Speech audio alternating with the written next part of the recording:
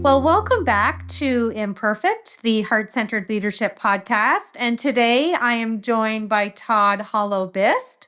Todd, welcome to the show. No, it's wonderful to be here.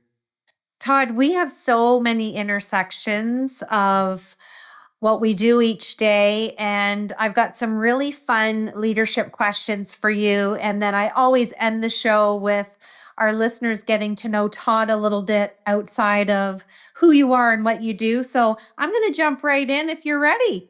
Yeah, sounds good. Okay.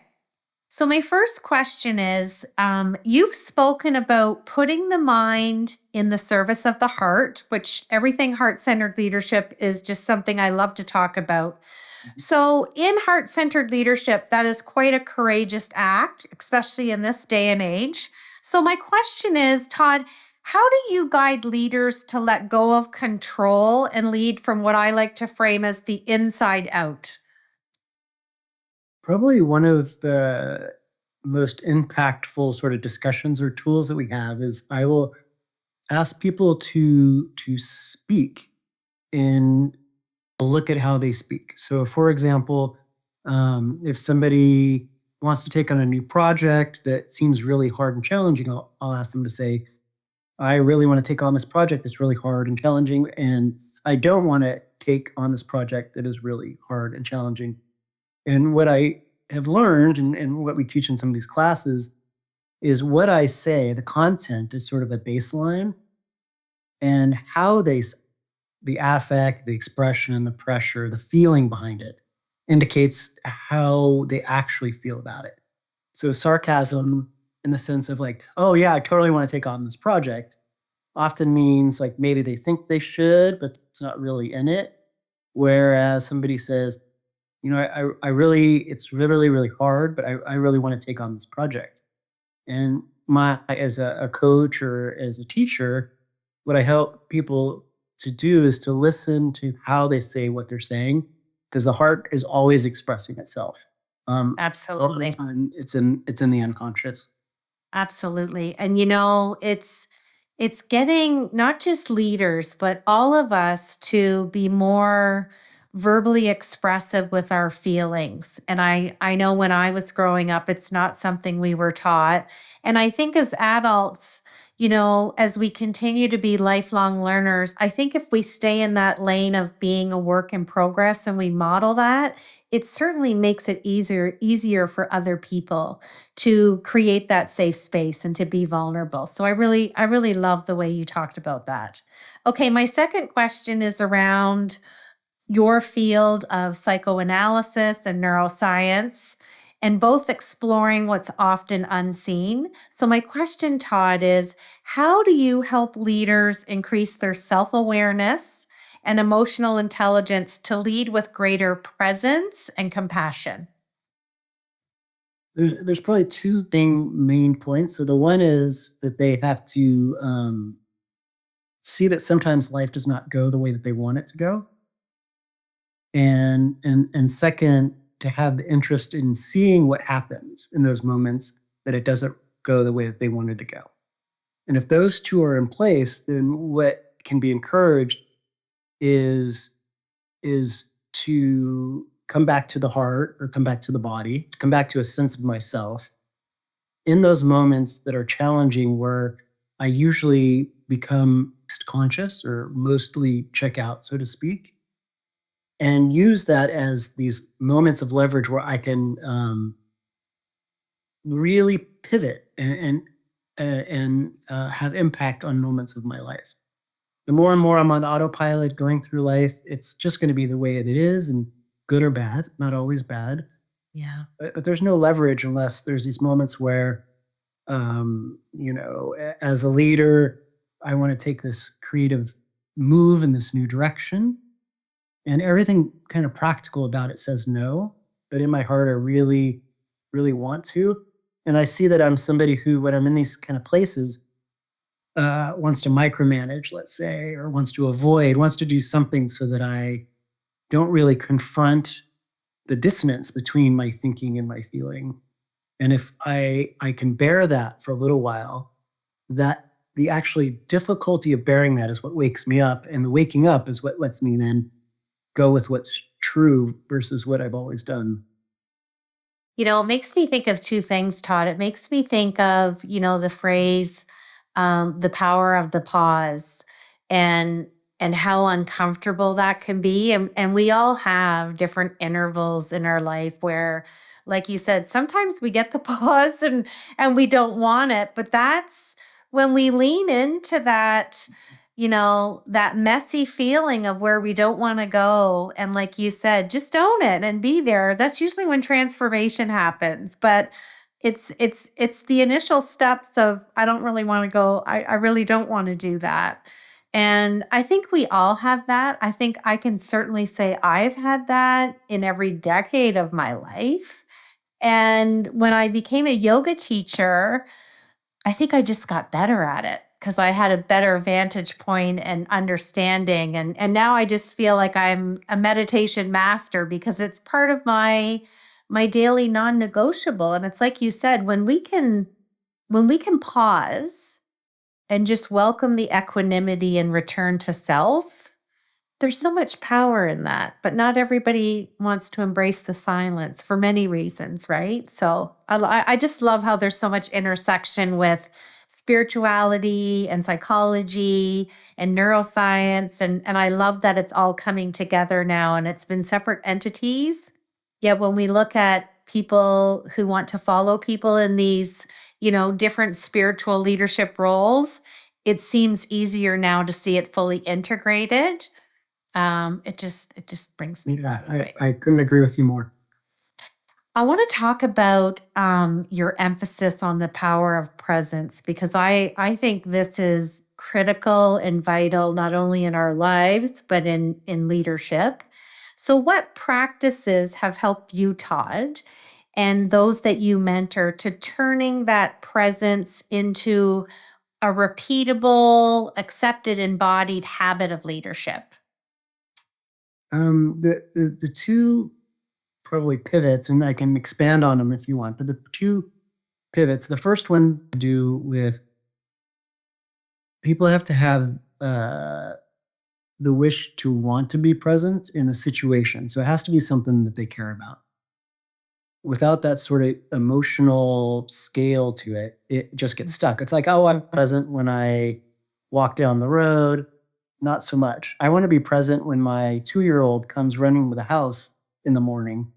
That makes me sort of rise up. Or a similar situation on the other end, keep struggling with the same person at work, and I know we could do better, but it keeps happening. And so there's an emotional, a feeling wish for something.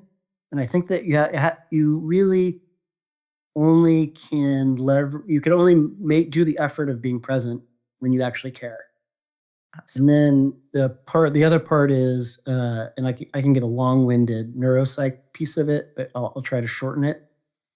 So the brainstem is the part of the brain, all the sense data from all throughout the body. Like in yoga, a big part of it is you're sensing what your body's doing. But also, if you learn tennis or if you're sitting in a room and you can really have the experience of yourself sitting right now, and that brainstem data is processed real time. Whenever I'm paying attention to that data, I'm paying attention to the data that's in the present moment. And little children, interesting, are present and they're most active with that part of the brain. They're actually utilizing how do I move my bodies and stuff. And ego, though, gets attached to whatever the coolest thing that the brain can do. So as I start to have emotions and I react and I get stuff from mom and dad, I start thinking that I'm my emotions more than this body. And later when I think rationally, I can plan. And now I start to think, am I thinking? And so most of us think we are our thinking and don't realize Yes. Yes. that when I'm my thinking is taking right now data and imagining into the future, problem solving.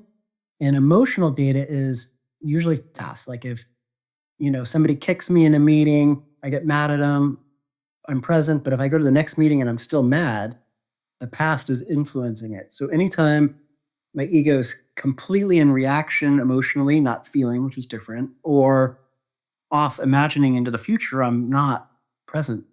But if I have the experience of myself right now in this body, in this chair, I am. Thanks. Yes. Those are probably the two practices we begin with as foundational practices. I'm a new Nana. I have two granddaughters, and my oldest granddaughter is 2.5. And when you said that, even about your own child and just the age, we forget to be present and bask as adults in that awe and wonder and that curiosity. And I think when you become a grandparent, they pull you right back to that space. And then it's like you get to enjoy raising your child's child with the memories of your own child. It's such a beautiful space. And you've just really brought that memory forward for me, because when I listen to her and watch her, their presence is just, it's so, there's nothing to be audited because it's so organic, right? And very busy.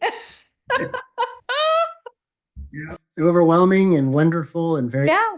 Yeah, and the littlest things are just, and it's interesting as we grow and learn, and like you say, we have exposure to good and bad and indifferent, and we lose that beautiful lightness of awe and wonder and curiosity, and I just think that's a gift we get back in kind of part two of life. And I remember my Irish Nana always saying, through a child's eyes. She would always say that, through a child's eyes. And that's probably what she meant, now that you've framed it like that. That's beautiful. And just to add one last food for thought is, Absolutely. I believe if you look at whether it's in technical industry or in any industry, in science, where somebody really have made these breakthroughs that have impacted the world, they almost always have a person sort of living in that creative, alive space. So it what creates these sort of foundational blocks of society. So it's something that those who can get back to make big impacts in the world. I have to add, because I'm looking behind you at that beautiful painting, and I'm not a creative person with painting, drawing, and it's interesting because I recently took a painting class, and I learned what goes into such a beautiful painting like that. And I remember the teacher saying that if you were taught or told as a young kid that your art wasn't any good, you never went back to it. And that was me in like grade 4, I think. My drawing wasn't good, my painting wasn't good. And I thought, okay, well, I will pursue that. I've just, created that value. I'm not creative, I have other talents. And I've gone back to that. And to look at that beautiful painting behind you, I learned about value and design and concept, and how much work and vulnerability went into that painting. And it's just fun now because I haven't left being a Picasso, but I've left with so much knowledge of how much vulnerability goes into painting and drawing, and it just gave me a whole new perspective for artistic people. And I was really drawn looking over and around your head at all those vibrant colors, and I'm thinking to myself, I know what that artist went through. So my nan used to call them heirloom memories. When you look at something and it triggers something else that just brings you to that state of joy, which to me is anchored presence. Mm. Right? That's beautiful. When can I? No, go ahead. Yeah. So I have a few. My experience. I mean, I worked at an art college for a while as a teacher, but not. I also, like you, am not a painter. But I find that I have finally admitted to myself that I am creative, that I'm an artist, and I feel like I guess metaphorically, like looking at you and having this discussion with you, that this is our canvas, really. Yes. That Yes. that we are painting now, and there's colors being expressed, and there's Yes. attention, And whether the canvas is this medium of the screen or the medium of the canvas, it contains our real efforts, like we're sharing. Yeah. Yeah. For me, this podcast is all about imperfection and talking about different elements of heart centered leadership and just having meaningful conversation because to me, I don't think there's ever a place of scarcity in the world. I think we all bring our own canvas, our own niche. And the more I talk to people, I always learn something from these conversations and they're always enjoyable. And it's a nice way to have this kind of interjected into my schedule, into my day. And I've met incredible people from all over the world and maybe it's an element of my presence, Todd. I believe so.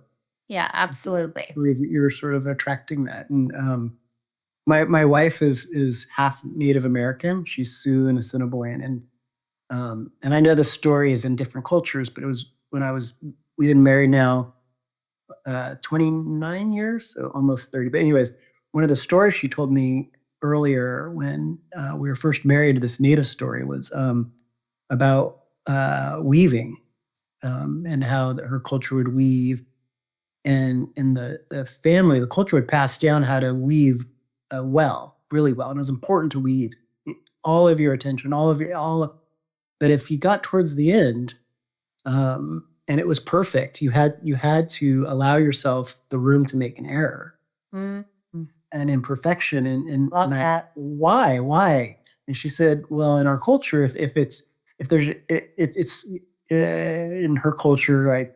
Um, the Great Spirit, I think, is but it can't come in unless there's an error. Isn't that interesting? Yeah, That's beautiful.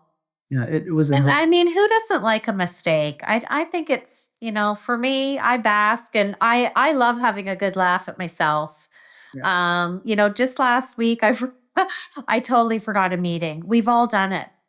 yeah, And I called up the gentleman and I said, I don't even have a story for you. Like I just forgot. I had the post-it note on my desk after we chatted and I forgot to go into my calendar.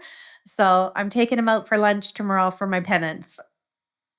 mm, There's always room for a conversation, like whether it's conflict or negotiation, whatever it is. Like I don't ever say I'm sorry. I'm just saying, my memory, I forgot it. It's okay. We all do it. We're all human and we're all imperfect. And I model that on the daily. yeah, yeah. I have no choice but to fall into that same category. And even within psychodynamic thought, there's a term called rapprochement, which means in the relationship between the therapist and the person who's getting therapy, the real a area of real growth is in the mistake that the therapist makes in an understanding or an interpretation, and then they're called on it, and then they reproach, they build, they make amends, and it's the amending that is of a higher quality trust building than just, hey, you're a good person. Yes. And without trust and without rapport, there's nothing. Yeah. That's key. Okay, my last leadership question is you've led across academia, healthcare, and corporate spaces. How do you stay heart centered, Todd, when systems aren't designed that way? And what advice would you give to our listeners who might be navigating some of this friction? Well, I liked working in healthcare. It was kind of amazing. In fact, that was my whole entry into this, is this love of people, um, and then I learned that it's not perfect. And then I went into academia, and I loved academia. I loved teaching. I loved working with other professors, and then I learned it wasn't perfect. And then it was interesting because then a friend of mine who started Pathwise Leadership with myself, he was in business. I was like, oh, I don't want to go into corporate America. I was against it, and he was in corporate America, and I was like, that's got it's the industry, the people. I'm sure it's not very very conducive. And then I went into it. It was one of the biggest things I was ever wrong about. There's exactly the same amount percentage of really wonderful people in industry as there is in academia, as there is in healthcare. Like people are people, and I would say that uh, trust yourself and find your people, and then from there broaden out and include more people. But wherever you go, there's going to be people who have open hearts like you do. I was actually thinking before you asked this question, I was thinking I could totally no, I'm not I'm inviting you if you want, but I'm not. But I could totally see you and I both co-teaching pathways classes, like because we do see so many things similarly. Yes, yes. I've been teaching at our local college for 34 years. Oh wow. And I'm just starting to teach at our university. They just asked me to teach as well. So it's kind of a full circle moment for me, but there's nothing I love more than teaching. And in today's climate, my students are from their 20s to their 70s. There's online as a modality, and I've met people from all over the world. Like it's like having a global classroom. There's nothing better than listening and teaching and being able to answer from experience and sharing with the younger generation. I love that. But I also love people that are looking for what's next and what's my legacy. And, I come from the medical world too. And I've only been in the leadership space for 16 years. So I always say leadership found me. I didn't find it. But we all have our stories, right? So very interesting. Okay, I'm gonna switch over to our fun questions. These are just four fun questions just to see what's sitting on the top of that brilliant mind of yours, Todd. Okay. Is this like the Colbert Report where I'm going to be that or something? They're just, I just get creative and have a little fun based on what you send in. So, if your inner leader had a theme song, Todd, what would it be? And what part of your leadership journey would it capture? This is where I get to know what kind of music you listen to. Yeah, I would say it's an embarrassing song, but I still love it. So it's Alphaville, and the song is Forever Young. Wow, that's nothing wrong with that. And it was when I was a senior in high school, it was our theme song for the year. And I would say that working in the medical field and then with college and even now, it's not like I want to be young in a sense that forever and whatever, but it's more like there's a youthful wishing to learn and be in life, and that zest of like when we were like 16 and 17 and Yes. everything was open. And so I would say that my inner leader probably thrives on that song, and on hard days tries to remember it. And it's funny how you can listen to a song and it can just pole vault you right back to that time in your life. Yeah. It's like when someone says, "Where were you in 9/11?" I know exactly where I was. I know it's those moment in time. I call them heirloom memories, and it doesn't necessarily mean they were good, but they've got some deep seated space in our heart, and there's emotion and music and just all the senses you just know where you were. Yeah. That's beautiful. I love that. My 9/11 was my first day of my first class of teaching college. Oh, I had wow. all this curriculum, all this, and I was like, and a bunch of the kids had brothers and sisters in the military that were called up, and I just put everything down and I say, psychology is about us as people, and that's what we're Yes. doing. We're not doing. Yes. Yeah. I went back to university because I had to stop university as a young girl because my dad passed away. And I did go back and finish till I was a mom with two little girls. And this is before cell phones. And the dean rolled in a TV on a stand and he said, "Please put your papers down, turn them over, Oh wow. Yeah. put your pens down." And he turned on the TV and we were all like, and he goes, "Raise your hand if you live within 2 hours," which was me. And he's like, "You need to go now." And my prof was from Wales. and he got stuck here in Canada for 14 days. So he used candor and humor. He said, well, I best find a Walmart because I'm going to run out of briefs. And he just lightened the heaviness, and probably a third of the class got to leave. But again, you don't forget that, do you? Right. No, no. Yeah, it's an interesting time. That was my last exam, and then I was done. So you were starting and I was finishing my school. Like it's these full circle moments, right? Right. Absolutely. Okay, talk about a moment now where your intuition surprised you as a leader, and how did you listen to your heart to change the outcome? I was so this the chances of her ever hearing this is very low. But I had met this wonderful woman and had been engaged, even for a couple years, and it ended up not being right. That had different life trajectories, and I really wanted to do this academic thing versus settle down and get a job already. And so I was all focused on school, all focused on everything. This is in my early mid 20s.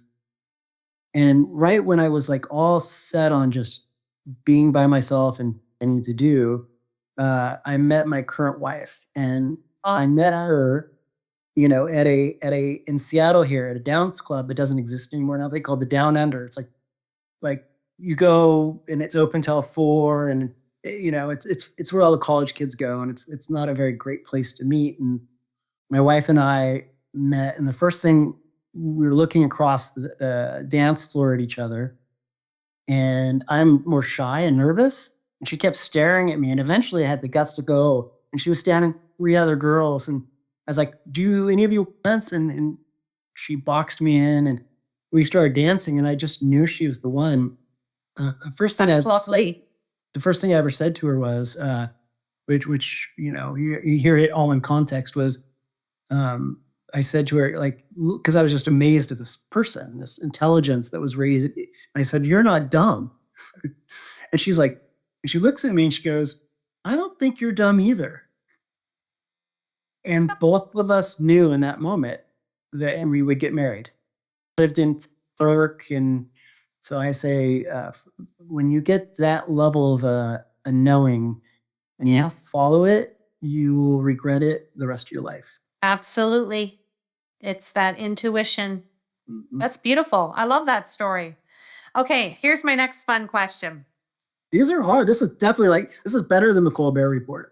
There you go. I told you it was going to be fun. Okay, you're on a deserted island, but you have a journal and you have a pen and you have a leadership book, but it's not yours.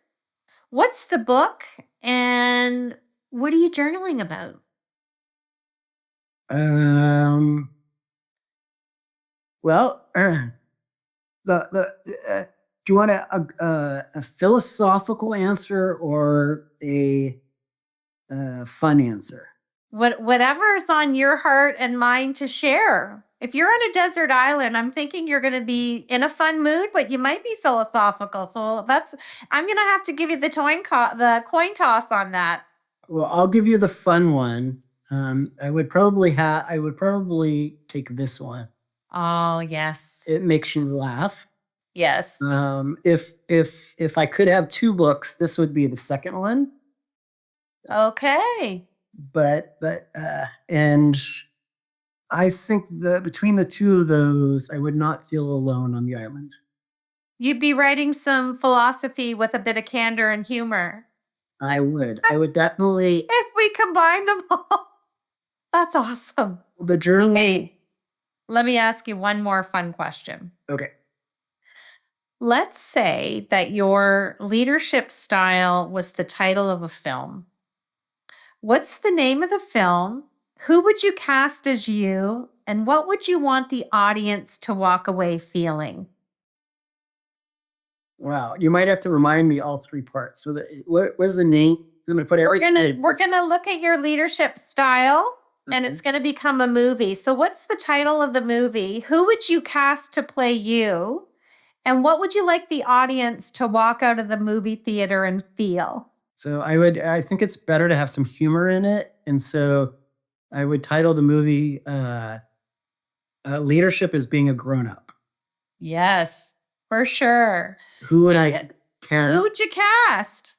Who would I cast? You kind of look like Steven Seagal. I think you got a little bit of him going on there. All right, yeah, yeah. Steven Seagal on when he's in a good mood. What do you, He's grumpier than me at times, but that'll work. and he'll be acting, so he can do whatever you want. And what feeling will the audience walk away with? That when people are grown-ups, they can change the world. Absolutely. I'm gonna have you finish the show by finishing this sentence, but I just wanted to say I knew this was going to be a great conversation. I'm a big believer that we get a lot of requests to be on the show, and I always look at how people fill out the form, and I already have a sense of them. And I knew this was going to be great, and I'm glad our paths have crossed. And I think like attracts like, so I look forward to more conversations with you. So, Todd, finish this sentence for me to close out the show. Heart centered leadership is. Right now.